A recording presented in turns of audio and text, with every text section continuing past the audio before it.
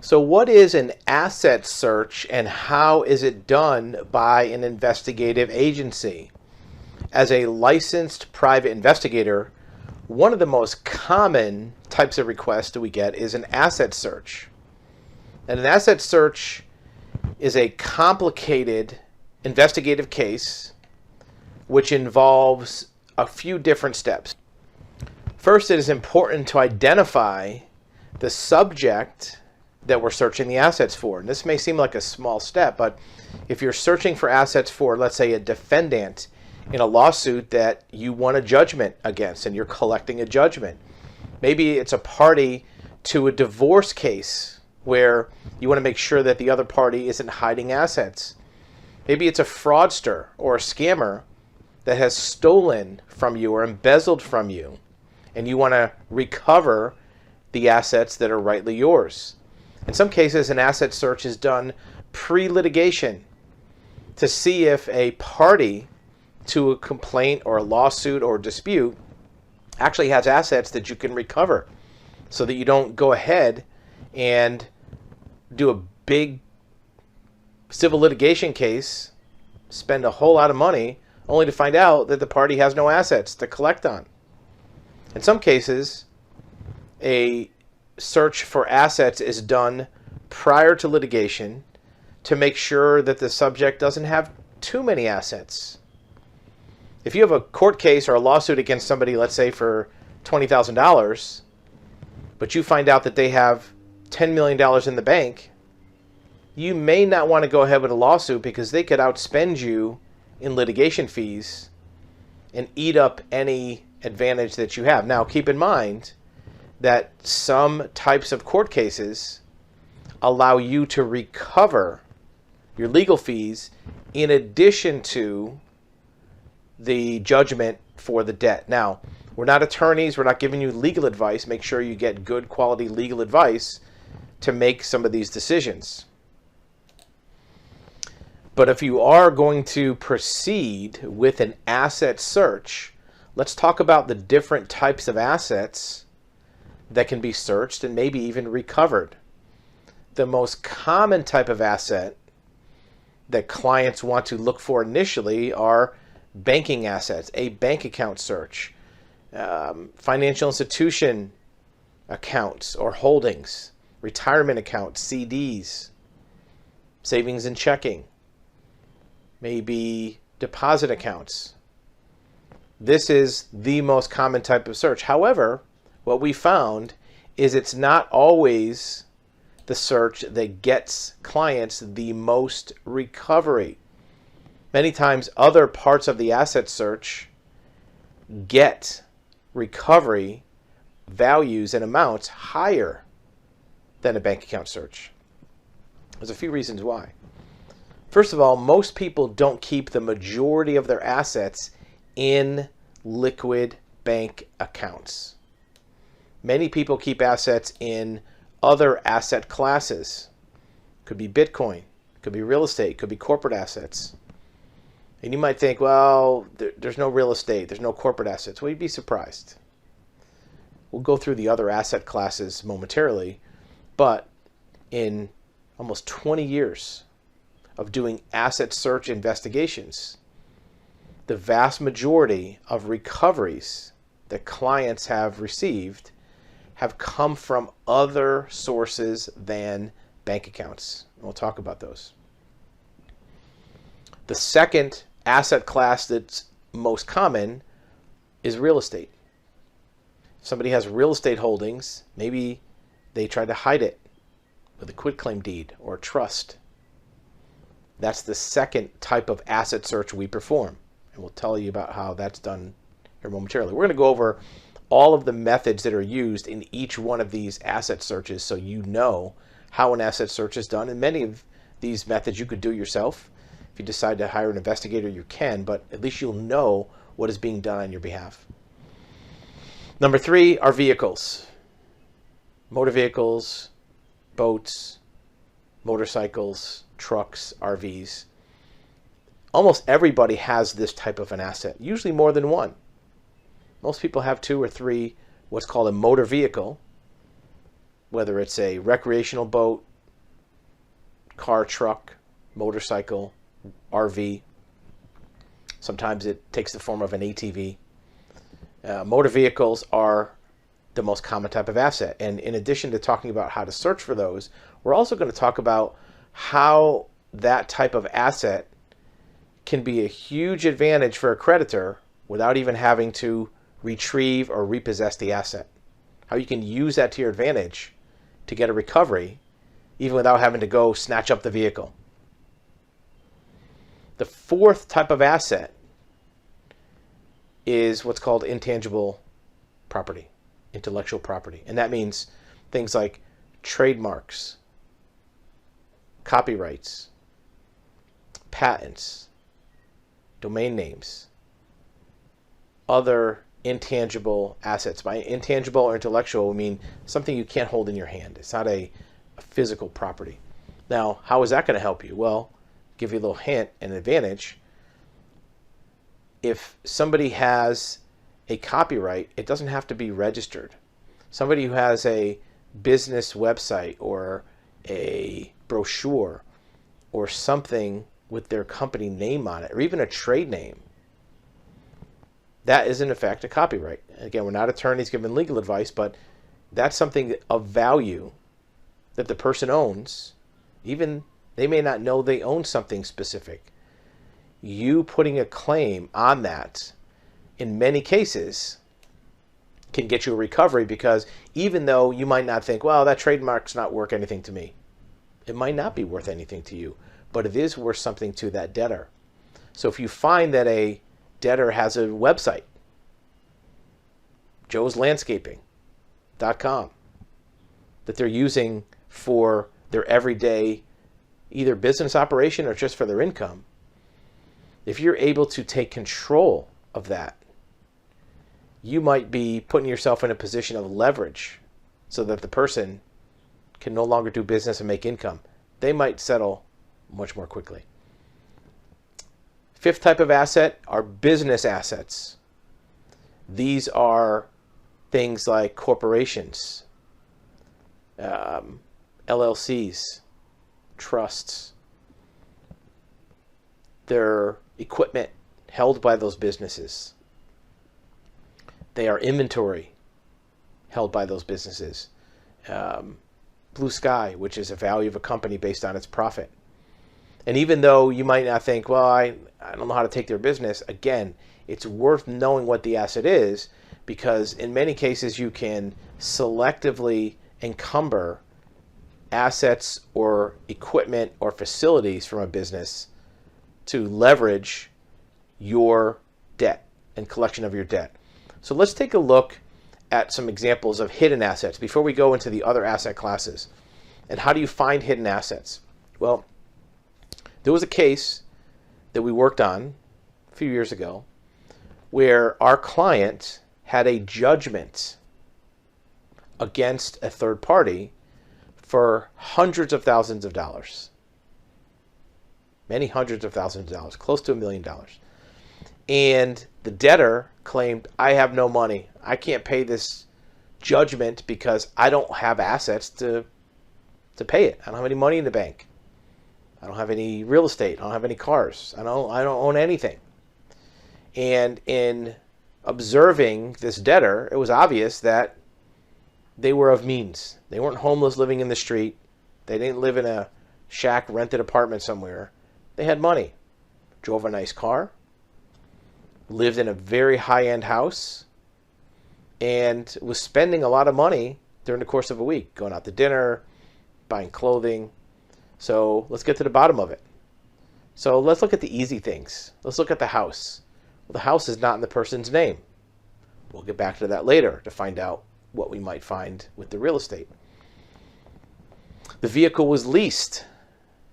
Also, the name of the debtor was not on the lease anywhere that we could find. Let's take a look at bank accounts. Where's they getting their money from? Well, they had cash. When they went to a restaurant, they would pay cash for the dinner. Every once in a while, we observed them going to an ATM.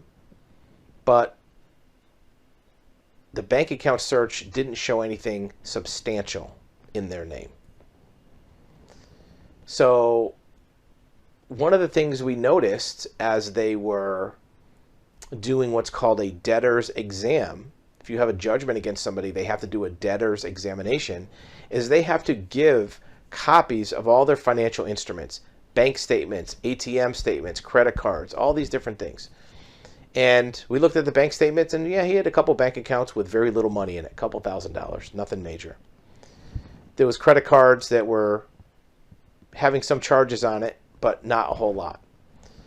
A lot of investigators, or clients for that matter, are going to overlook these small details. What we found is, on the credit card statement, by going through every single last transaction, we found one of the transactions, and this wasn't the only one we saw, we looked at every single one, was for $35.00, 35.00. And the significance of that will be obvious in a minute. That transaction was placed at a place called Scrappy's. We didn't know what Scrappy's was, but we didn't take it for granted to say, well, it's only $35. What is it? We looked into it. Well, it turns out Scrappy's, and it had a phone number, appeared to be a small little store, like a retail store. It had an address on it. Looked at the address. It was in the area where the person was. And so we looked it up in more detail and found out it's a store at a marina where there's boats. Okay, we're onto something here. The other thing about the invoice was it was $35.00, meaning that there was no tax. It was just an even amount for $35. Well, most things have tax, and it's not an even amount. So what could it have been for? Maybe it's a gift card, right? Maybe it's service that doesn't have tax. So we were able to send an investigator to inquire to Scrappy's to find out what it was. Well, we went to Scrappy's, sure enough. It's a small store inside a marina, but they don't sell like chips and Coca-Cola and ice cream. They sell boat stuff, parts, equipment, lines and ropes, things you need for a boat. It also is the store that sells fuel for boats. And this marina had some pretty significant boats, big yachts, large vessels. So we asked Scrappy's, hey, do you know what this charge could be for? We have a record of a charge for $35 on this date, and it's 35 even. Why wouldn't there be tax? Because everything has tax. And they said, well, the only reason it wouldn't be tax is if it was sold wholesale to a reseller. And, well, what cost $35? Well, let me look at the receipt. Turns out, Scrappy's looked at the receipt, found a receipt for that day, the charge for $35, and it was for a bolt called a Clevis bolt. One bolt, $35. So we asked the guy, what? And Scrappy, sure enough, he was Scrappy. He was like an old, grizzled old boat guy, marina guy. Well, this Clevis bolt, part number 1234, whatever it was, it's big. And he pulled one out of the parts bin. It was a foot long, inch or so in diameter, with a hole in the end. They only use these for two things: big, huge sailboats and motor yachts. It's a big boat. Well, can you tell what boat this went to? Well, because it was a wholesale commercial transaction, it was actually billed to an account for a particular boat. And we looked at the boat. He goes, yeah, it's over there, slip number 22. Okay, big yacht, 180-foot some odd yacht, multi-million-dollar yacht. So, still didn't prove anything. Maybe the debtor has a friend that has a boat, and in exchange for letting him, ride on his boat, he bought him a bolt for $35. Maybe, who knows, right? So we did a little more investigating. We started doing some surveillance, and sure enough, this debtor is going on the boat almost every day. 4 or 5 times a week, all weekend he's on this boat. Doesn't seem like there's anybody else on the boat. We checked the ship's registry of the boat. It's registered in another country, in the Bahamas, flagged in the Bahamas. Nothing specific about the boat that shows this guy's the owner. So we did a little more research and found that the boat had been recently purchased within the last year and a half through a boat broker in the Bahamas. And we did a little research with the boat broker, and we found that the broker we were able to get a copy of the closing statement, the settlement statement for this yacht, for millions of dollars, 1.8 million, 2.1, whatever it was. And the boat broker, through some investigating on our part, we were able to get a copy of the settlement statement. And it showed how the boat was paid for. It was a wire transfer for the whole amount, a couple $1,000,000 towards this boat. And the wire transfer had an account number. And we traced back the account number for the wire transfer, and it came back to a commercial account in the state of Colorado. Our debtor and our client were nowhere near Colorado. This is another part of the country.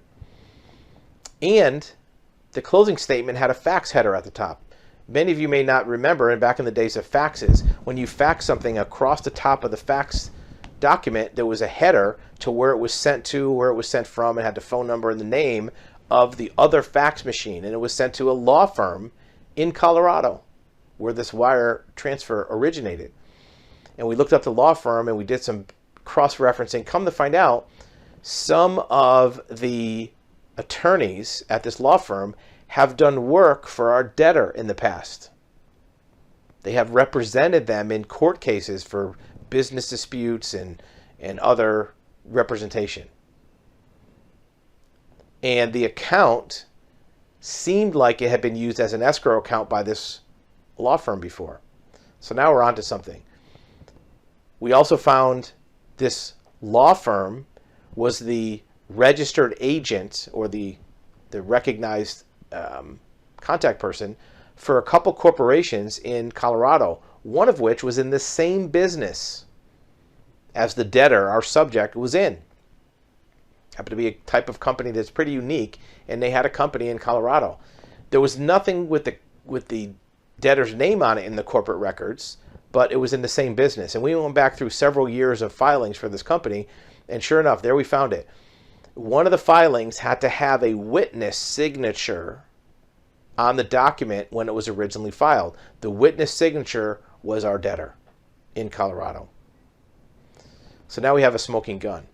So even though there was no clear yet evidence of the ownership of this boat, although we would be able to find it if we went forward, at that point, we advised our client to contact the debtor and contact the attorney and let them know, look, we found the boat that you own. We know you own it. We have evidence. We have proof. Unless you want to have us repossess your boat and sell it and report to the court that you lied about having no assets, you need to settle this case. They come up with a payment agreement for this case. Otherwise, we're just going to take all this evidence. We will find the documentation, the civil documentation for this boat ownership with your name on it, and we'll submit it all to the court and let the court decide what to do about perjury, about false statements. And not only will we have to pay it back, but you'll also probably have fines. And the attorney may have done something if he was aware of this concealment of assets. Make a long story short, the debtor decided, well, if I owe $682,000, let me agree to give you $300,000 now, $2,000 a month for the next 30 months, whatever it is, and I'll pay you back. And it worked out. This is not an asset search that is just push a button on a computer and everything pops up. You have to do some legwork. And if the investigators weren't thorough to find that credit card statement, there would never have been a connection to that debtor who supposedly had no money and several $1 million of asset. So let's talk about another class of assets, another type of search. There was a divorce case where the counterparty, the husband in this case, was concealing assets. All of a sudden he had, $200,000 in the bank, and when the divorce started, he had $20,000 in the bank. So he said there's no money. So where'd the money go? We looked at transfers, and it wasn't all transferred at once. There was multiple transfers, different places, and it was kind of scattered. So there was no direct access to the capital, to the cash, and our client was the wife. And through an investigation, we found a charge. It was actually on this credit report of an inquiry. It wasn't a charge, it was an inquiry by a casino. And the casino did an inquiry, checked the credit, probably for the purpose of extending credit to the debtor, to the husband. The person went into a casino to get a loan to gamble, and they checked his credit. Well, when we investigated further, we found that this debtor had cashed in or had purchased some chips in the amount of about $150,000, purchased chips on a particular day. And the reason we knew that is because when we found out that this debtor had activity at this casino, we found that he had a player's card. And a player's card is kind of like a frequent flyer card for casinos. The more you gamble, the more free stuff you get. Free steak dinner, free hotel room for a couple nights, get a show, get front row seats at the concert at the casino. So we found out that through that player's card, he had purchased $150,000 in chips because he wanted to get points for buying those chips. So he put it on his player's card, which is stupid. At the same time, he borrowed another $150,000. So now he had $300,000 in chips. And the reason he did that is because he wanted to have it be known that he was gambling with $300,000, not with $150,000, because it would throw the numbers off. It would throw the numbers off of an asset search if there's $300,000, not $150,000. So he gambled a little bit, small amounts, lost about $1,000, $1,500. He went and he cashed in $148,000 to pay off his loan of $150,000. He took the other $150,000 out of the casino with him in a briefcase. And his strategy for hiding these assets was to take these casino chips in a briefcase and hide them underwater in a coral reef near his house with GPS coordinates. Because he figured if somebody searched his house or his wife was looking for it, they wouldn't find it. Very risky to put it in the ocean, but that's what he did. And the reason we found it is because we found the $150,000 in chips, we found the date, and we found a receipt for a brand new briefcase that he put them in, and an air fill for scuba tanks the next day. And the wife said he doesn't scuba dive anymore. He used to dive a long time ago. He hasn't been diving in 6-7 years. Where's he going diving? Well, one of our investigators was able to go onto the boat, small little open cockpit boat, and retrieve the GPS coordinates from his bottom machine, from the navigation machine on the boat, and saw where on that day he went out. It was stopped for 42 minutes and came back in. Went out, found the briefcase with the chips, turned it over to law enforcement, and said, look, this is unclaimed asset. We think we know who owns it. We think what it is. Put it in escrow, put it under court control. And the person owned up to it and said, yeah, those are my chips. He wanted to get credit for them towards a divorce. It's better off to lose them in a divorce than to lose them and not have it credit for it in a divorce. So again, these are both very non-traditional asset search results. So let's get back to something more traditional. What about a bank account search? How does a bank account search work? Well, banking information, as you know, is protected under federal law. It's not public access.